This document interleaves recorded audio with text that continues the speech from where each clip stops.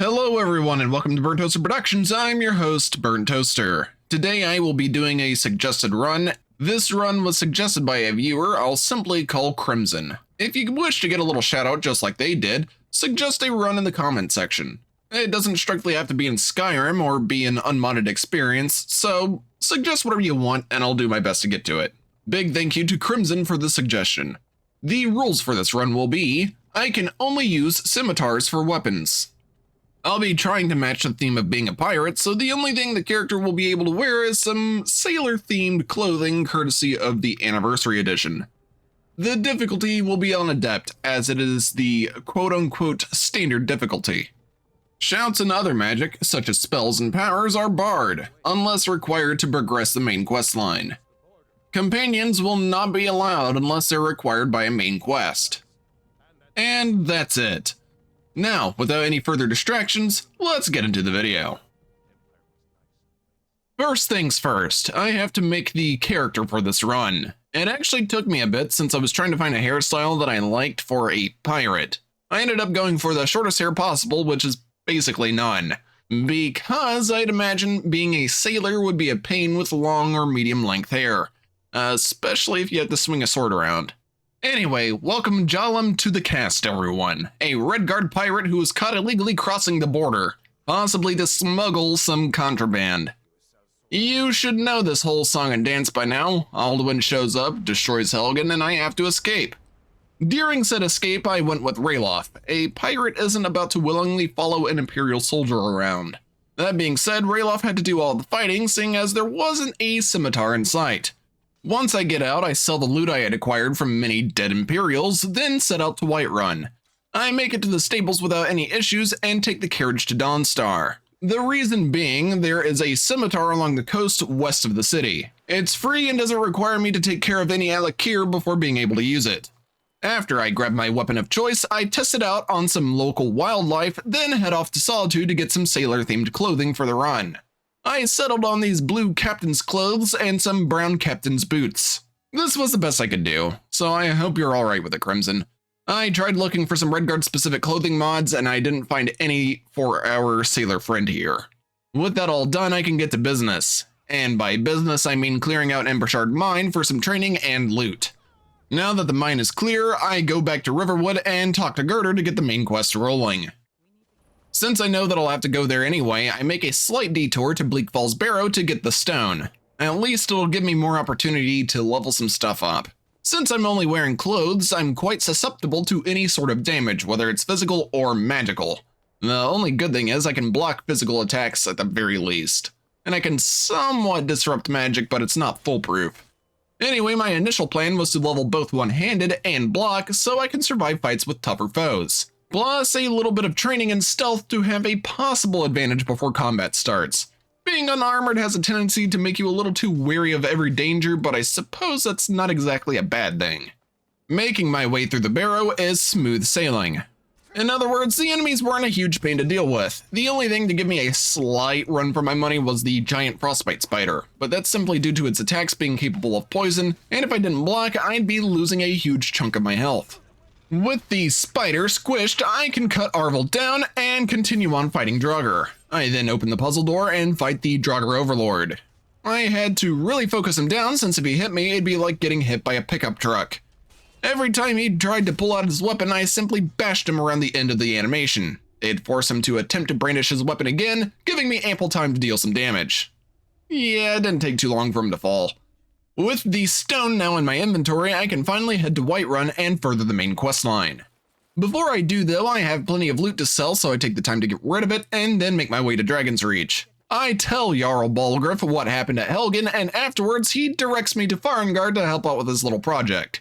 Well, considering I already have the stone, I can just give it to him and prepare myself for a dragon fight.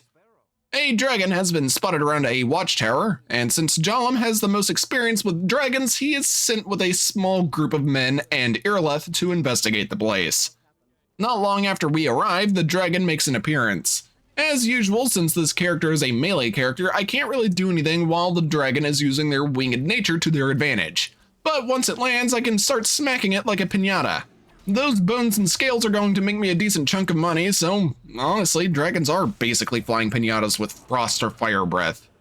With the dragon defeated, I return to Whiterun and talk to the Jarl about my reward. He points me in the direction of the Greybeards after they had called for me.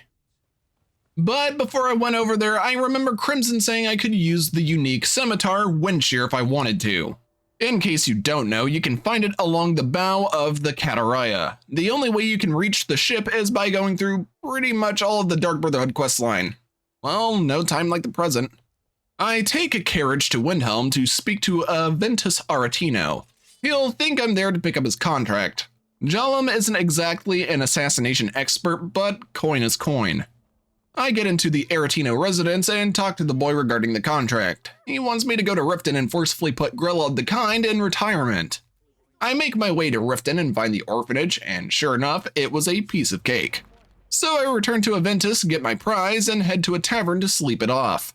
When I wake up, I find I have been kidnapped and told to end one of 3 people. I did what any normal person would do and took all 3 of them out. After that, Astrid extends an offer to join the Dark Brotherhood.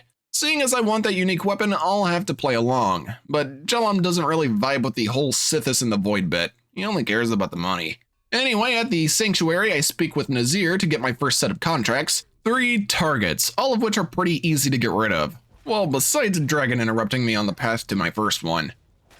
Once all 3 are done for, I head back to the Sanctuary to turn them in and get my first actual contract. I have to go to Markarth and talk with the individual wanting someone to come across unfortunate circumstances. There are technically 2 targets, the main target which is needed to be dealt with, and a bonus target. Why not throw in another one while you're at it? We're having a 3 for 2 special here. That aside, both targets are somewhat close to one another, so I decided to tackle the extra one first. It'll be pretty easy as Nilsine Shattershield is simply living in Windhelm. So I wait until nighttime, break into the Shattershield home, and ensure she'll have an eternal, peaceful sleep. Now I can go and handle the main target. Aline is located in a Dwemer ruin and has a few meat shields to take care of or avoid. I needed more skilled one-handed weapons, so I decided to fight them head on. When it came to Elaine's demise, however, I tried being smart and used those ballistae above him. I was hoping to at least take out the 2 bandits hanging around him. That didn't work out, but it did distract them so I could jump down and slay him before they could do anything about it. Now that the job is done, I just have to take care of these 2 and go back to Markarth to receive my payment for a job well done. After getting paid, I go back to the Sanctuary to get my next task. Because Astrid is a bit paranoid and doesn't trust the crazed jester that made an appearance some time ago, she has tasked me to hide in the Night Mother's coffin to find out what he's up to. Well, Cicero's just talking to the Night Mother, and the Night Mother is talking to me, which would make me the listener. The Night Mother had said something about a guy named Amand Matier wanting to hire the Brotherhood. Astrid is understandably a bit reluctant to hand over power to a random guy who just got done with his first real contract. For now, I have to talk to Nazir and do some more grunt work. This time around, I only have 2 targets, a bard and a vampire. Once again, it should be relatively quick work. I decided to take on the vampire first, since there will actually be 2 of them. Hearn himself is a bit tough, but nothing I can't handle. Hurt was dealt with pretty easily, though it helped I got a special animation to extinguish her existence. Compared to the vampires, Lurbuck was incredibly easy to get rid of. He was already asleep, so all I had to do was nick him a little and he was done for. Returning back to the Sanctuary, Astrid tells me to go to Vollenrud and talk to the man wanting to hire us for a job. With that news, I get over there and meet the man. He wants a number of people eliminated, with the cherry on top being the Emperor himself. He then gives me a letter and an amulet to take back to Astrid. Going back to the Sanctuary again, I give Astrid the letter and amulet. She then says we'll do it, directing me to go to Delvin Mallory to get the amulet appraised, which means getting through the Ratway and finally the Ragged Flagon. When I ask him if he'll buy it, he accepts it and sends me back to Astrid with a letter of credit. When I once again go back to the Sanctuary, I give the letter of credit to Astrid and she gives me the first target on the list, Victoria Vici. To get my bonus, I'm to dispose of her while she's addressing her guests. Luckily for me, there's a loose gargoyle that can do the job wonderfully. Of course, I have to run for the hills since the guards are not happy with what just went down. After making my escape, I go back to Astrid to tell her that the job is done. My reward is a spell that I can't use and some more gold. She then tells me to speak to Gabriella about the next stage of the plan. The next target is the son of the commander of the Penitus Oculatus, Gaius Barrow. In order to get my bonus, I have to take him out in one of the cities so his body will be discovered quickly. But first I have to get his schedule to find out where he'll be. If I'm lucky, it'll be a smooth, easy process, and I'll be good to go. Except it didn't go quite like I imagined. First off, he was heading towards Markarth, which took a while for him to reach. And the location within the city he'll be staying at was the guards' barracks. Yeah, this is, not my proudest moment. I couldn't end him with one strike, so I had to fight him and hope the guards wouldn't be immediately hostile. Thankfully, they weren't because I had put the sword away and I got off with only paying a fine. With that done, I go back to the sanctuary and find that Cicero went berserk. Astrid tasks me with finding information on his current whereabouts and to put him down. Well, joke's on her. I decided to spare him. Cicero is easily my favorite character in Skyrim, and that's due to the incredible voice acting. Plus, he's just an insane jester. What's not to love about him? Now that the mess is taken care of, I can receive my next task. The next task being eliminating a famous cook known as the Gourmet. But first I have to find out where he is staying, and the only way to do that is to get Anton Varane to spill the beans. Of course, afterwards I'll have to deal with him. After Anton goes to sleep forever, I head off to find the Gourmet. In order to get my bonus, I have to hide his body after I show him the sharp edge of my scimitar. I'll be impersonating him after all, and the longer it takes him to find him, the better. With that done, I can go back for my reward. All preparations having been completed, it's time to repeat a little bit of history and assassinate an emperor. I have the route of passage, the Gourmet's clothes, and Astrid gave me some potent poison to put in the emperor's food. All I have to do is go to Solitude and get this dish cooked. Once I'm there, I direct the chef to put ingredients into the Gourmet's signature dish, and I add that wonderful little spice Astrid gave me. Yes, I know you can actually save it and use it for alchemy, and it's actually supposed to be good, but this isn't the run for that. When the food is done, we take it to the Emperor, and I have to run since everyone is rightfully suspecting the chef and I of poisoning the Emperor. However, Commander Barrow stops me in my tracks and tells me that the Emperor was a body double, and a certain someone had decided to sell me out. Little did they know, Barrow is out for vengeance and won't honor that bargain. So after taking out the 3 Penitus Oculatus, I had to run for my life since the Solitude Guard didn't take too kindly to that. Escaping the wrath of Solitude, I make my way to the sanctuary, and sure enough, the Penitus are assaulting the place. Almost everyone has already perished in the raid, so there's not much I can do besides save Nazir. Which I'm not complaining about. After what I'm about to do, I'm sure it's better that there are fewer members alive. Anyway, as I was looking for a way out, the Night Mother told me to get comfy in her coffin to save myself from being squished. Afterwards, Nazir and Babette pulled the Night Mother and I out of the rubble, and I can go deal with Astrid. Yeah, she's still here and barely alive. Somehow, her hair is perfectly fine even though she's quite literally covered in burns. Regardless, she wants me to finish the job and take out the real Emperor. I put her out of her misery and focus on completing this contract, but with no leads and the Brotherhood basically destroyed, I have to go and talk to the guy that set this all in motion. Hopefully he'll have a lead on the real Emperor, which he does, and he tells me that the Emperor is on a ship that's prepared to leave. But before I go and get rid of the political leader of the Empire, I wanted to settle the score with Barrow. It took some time. He's moderately tough, and I had the Solitude Guard fighting me since I refused to go to prison or pay a fine. Eventually Barrow is put down and I can move on to the Emperor. He's the real deal, so he'll have plenty of guards to subdue in a very violent fashion. Plus, whatever sailors are on board. Thankfully, the enemies are pretty easy to defeat, so it didn't take long for me to reach the deck. After taking care of the Penitus there, I can go to the bow and get Wind Shear. For those that don't know, Wind Shear is a pretty strong weapon. If you bash an enemy with it, they'll have a chance of falling over. Plus, the fact that regular attacks, not power attacks, will always cause enemies to stagger even if they're blocking. The enchantment doesn't wear off either, so recharging it isn't a concern, which makes Wind Shear one of the most overpowered weapons in the game. I didn't realize that at first while I was playing because it simply slipped my mind and it's been a while since I've done the Dark Brotherhood quest, let alone messed with Wind Shear. Alright, enough about the fancy weapon. I have an Emperor to assassinate. He wasn't scared, he had accepted his fate, but before I finished what I came here for, he asked me to consider a favor. He wants me to take out the individual that had ordered the hit, and since he was so polite about it, I granted him a swift end. With the big job done, I go back to the man that hired me, get the details of the dead drop, and get rid of him. Mostly because I wanted the stuff he was carrying with him. Now that almost everything is done, I go collect the money and leave the Dark Brotherhood as it is. That's right, this man quite literally took the money and ran. With my new weapon and a big chunk of money acquired, I can continue the main quest and get this run finished up, which means heading to Iverstead and walking the 7,000 steps to meet the Greybeards. During my journey, I almost fell to a snowy sabercat. Sabercats are always a bit terrifying because they deal so much damage and have enough health to tank some attacks, until you reach a certain level. Thankfully, I had some potions and dealt with the beast soon after. When it came to the frost troll, I decided to simply sneak around it. I didn't feel like fighting it this time and wanted to get to High Hrothgar quickly. Once I'm there, I can talk to the Greybeards to find out what they want. Well, they want to be sure I'm Dragonborn before doing anything. So I had to shout to prove that I am indeed Dragonborn. And so begins a bit of training until I show I have successfully learned Whirlwind Sprint. That's when they want me to go and get the Horn of Jurgen Windcaller. Now that I have a new task in front of me, I set off to Sovngarde. Thankfully, this time around, I have a fast travel location quite a bit closer to Sovngarde since I was kidnapped by Astrid. With wind shear in my hand, the enemies outside were a cakewalk. You can also say the same for the enemies on the inside, but at least they put up a bit of a struggle. Though it was mostly the Draugr since they had some magic and could actually take a hit.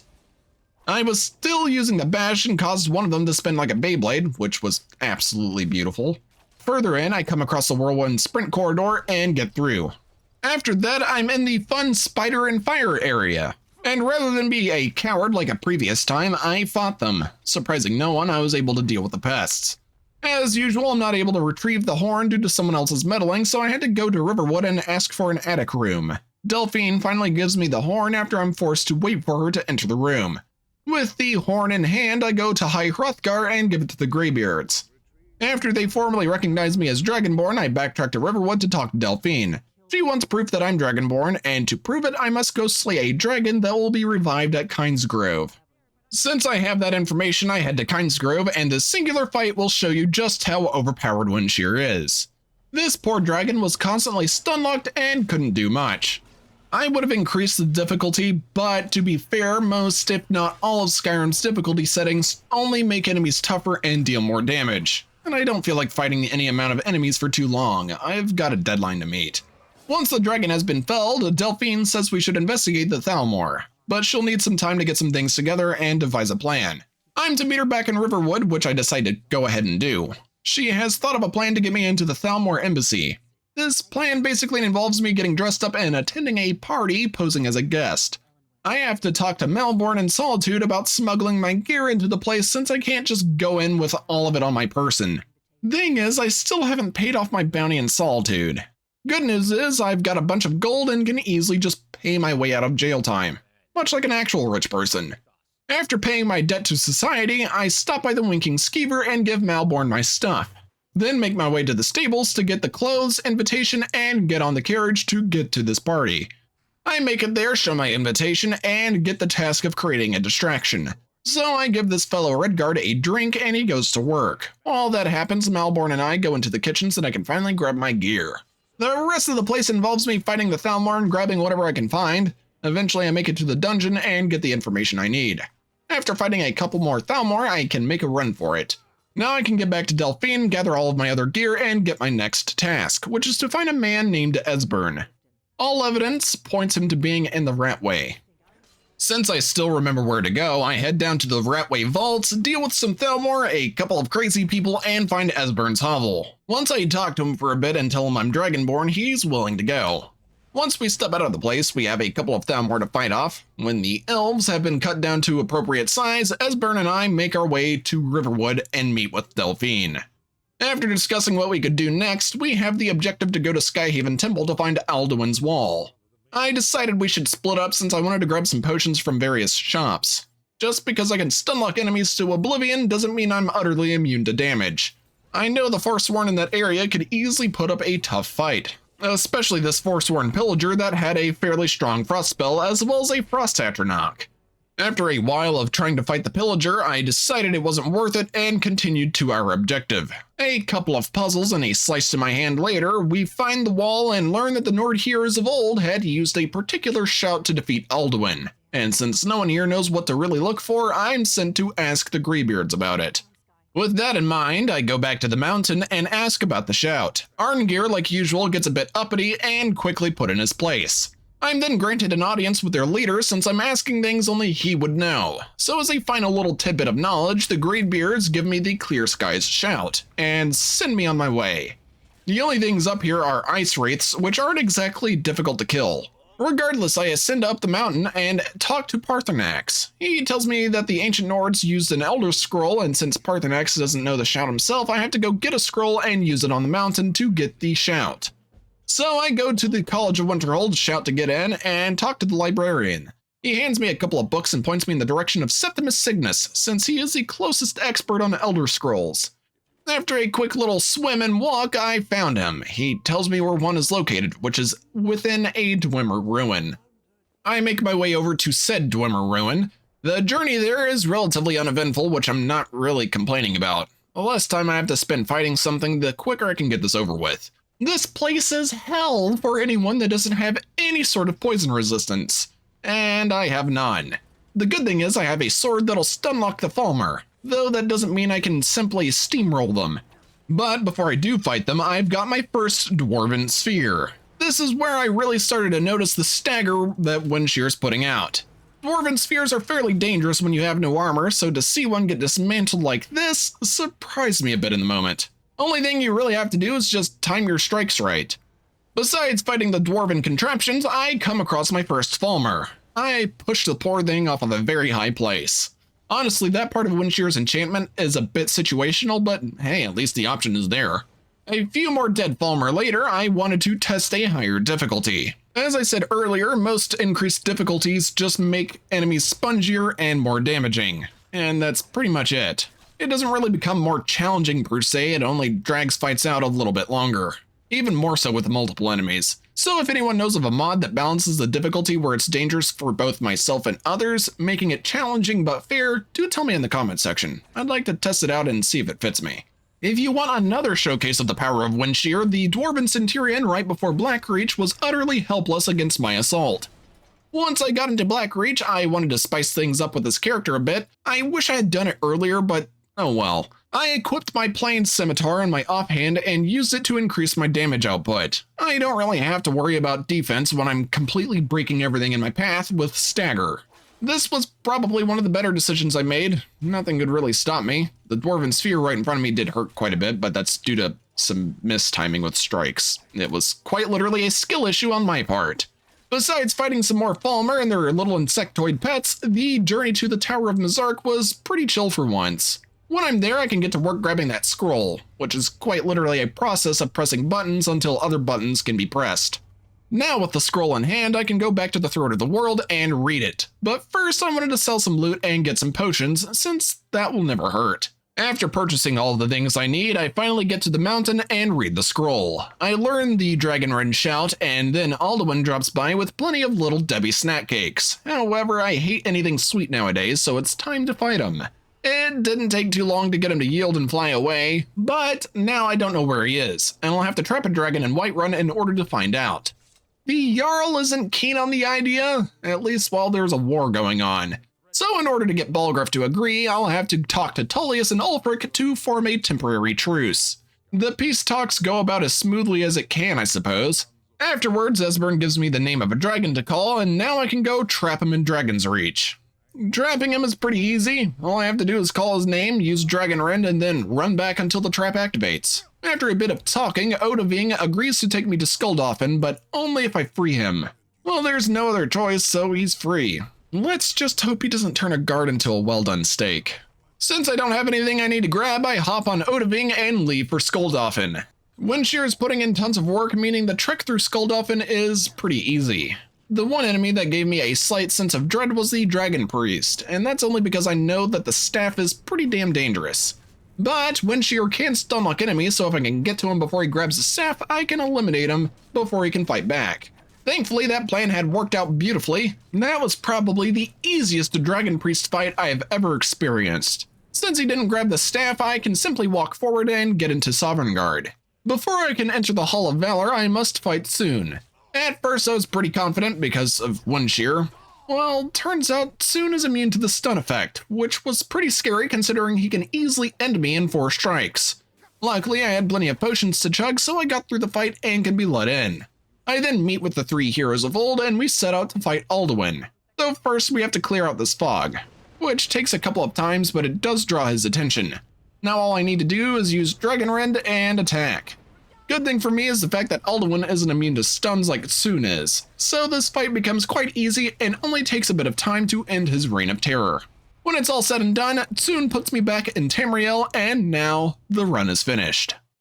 This was actually one of the more fun runs I've done, though the video length is probably longer than I anticipated, but that's probably due to having to basically complete an entire faction quest line. Once again, I wish to give special thanks to Crimson who suggested the run. I hope it was what you were looking for. If you have some run ideas to suggest in any game, modded or vanilla, tell me down in the comment section below. I'll see what I can do. And if you enjoyed the video, be sure to like, share, and subscribe, especially if you want to see more content like this in the future. Anyway, this has been Burnt Toaster from Burnt Toaster Productions, and I shall see you all next time. Bye for now.